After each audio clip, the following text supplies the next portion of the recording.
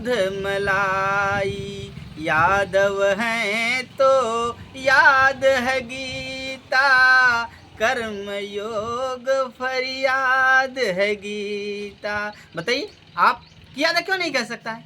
तो क्यों मारा गया उनको? अरे ये एक छत्र छाया राज्य करने के लिए, इस समाज को विखंडित करने के लिए, मानवता को शर्मसार करने के लिए, हाँ ये ऐसा कर रहे हैं कि दोस्तों प्रणाम, मैं नीरा जौनपुरी अपने चैनल पर आप लोग को स्वागत बंदन अभिनंदन कर रही हूँ।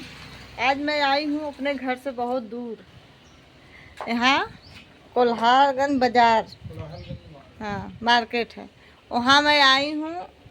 वहाँ एक बाबा थे, बहुत बोले थे, बहुत तेज़ी से वायरल हो रहे हैं और हाँ इटावा वाले मुद्दे पे। आइए आप लोग से बातचीत कराते हैं, कुछ बताइए आप।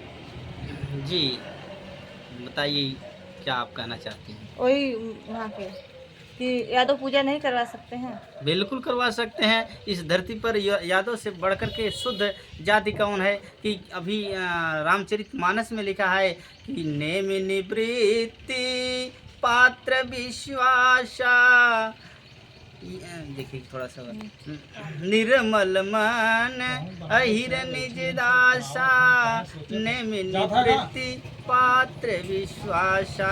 तो अहिर से ज़्यादा पवित्र कौन है? तुलसी वृक्ष न जानिए, गाय न जानिए ढोर, और अहिर न जानिए मानुष, ये तीनों नंद किशोर ये इस धरा पर जो है सबसे पवित्र जातियां हैं। हाँ, यादव के घर प्रभु प्रभुताई, माखन घी दूध मलाई, यादव हैं तो याद है गीता, कर्म योग फरियाद है गीता।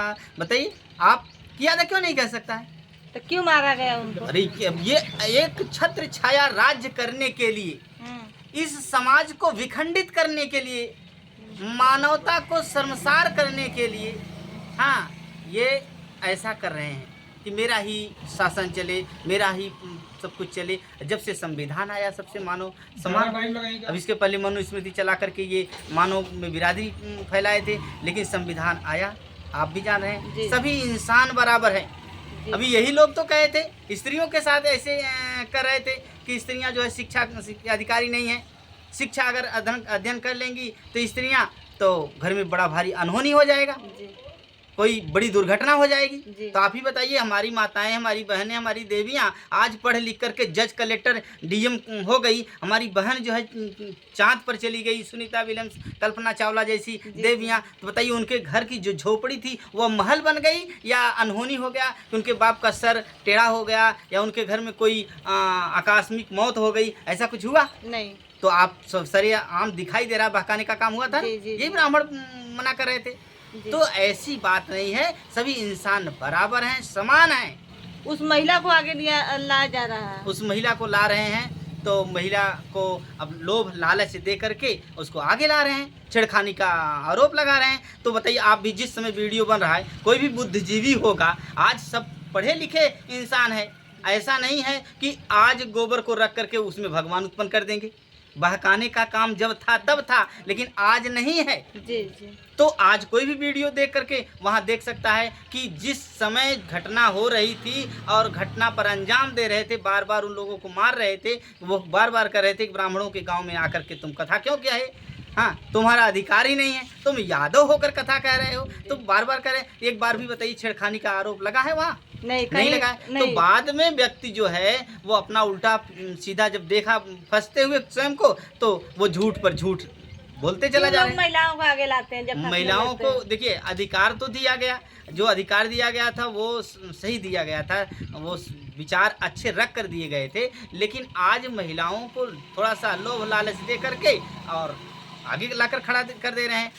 ऐसे भी महिलाओं को आगे कर देंगे तो उनसे सुरक्षा हमारी मिल जाएगी और हम बच जाएंगे, इसीलिए उसको आगे ला रहे हैं। लेकिन मर्यादा का नहीं ख्याल, मर्यादा का ख्याल नहीं कर रहे हैं।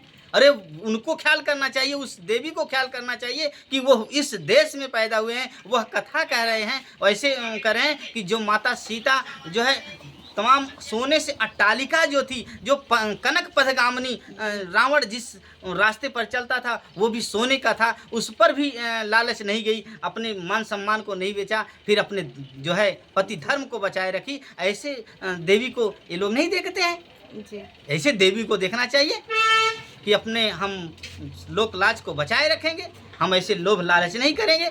अपनी लाज और है सब अपने अंदर होती है, अपने अंदर होती है बचाने के लिए। राक्षस तो बाहर निकलेंगे तो नोचने के लिए तैयार रहते हैं। राक्षस नोचने के लिए तैयार रहते हैं, लेकिन जो भी आबरू है, जो भी लोक लाज है, वो स्वयं अपने हाथ में है, अपने से बचाया जा सकता है जी।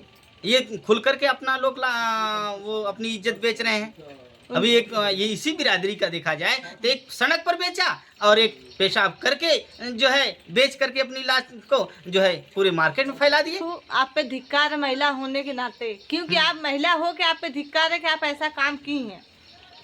बिल्कुल महिलाओं को अगर देखा जाए, मैं पूरे देश को कह रहा हूँ, हमारी देवियों को, हमारी माताओं को बदनाम करने वाली ऐसे हमारे समाज में महिला को नहीं होना चाहिए, नहीं होना चाहिए। ऐसे दो महिलाएं अभी सामने देखी गई, एक सड़क पर देखी गई जी, और एक इस तरह से करके जो है अपने शर्मसार कर दी। और बताइए यही लोग कर रहे हैं ना, दूसरा कोई कर किया है? नहीं, यही लोग कर रहे हैं, समाज को शर्मसार कर रहे हैं, समाज को एकदम बदनामी के उस पर ले जा रहे हैं।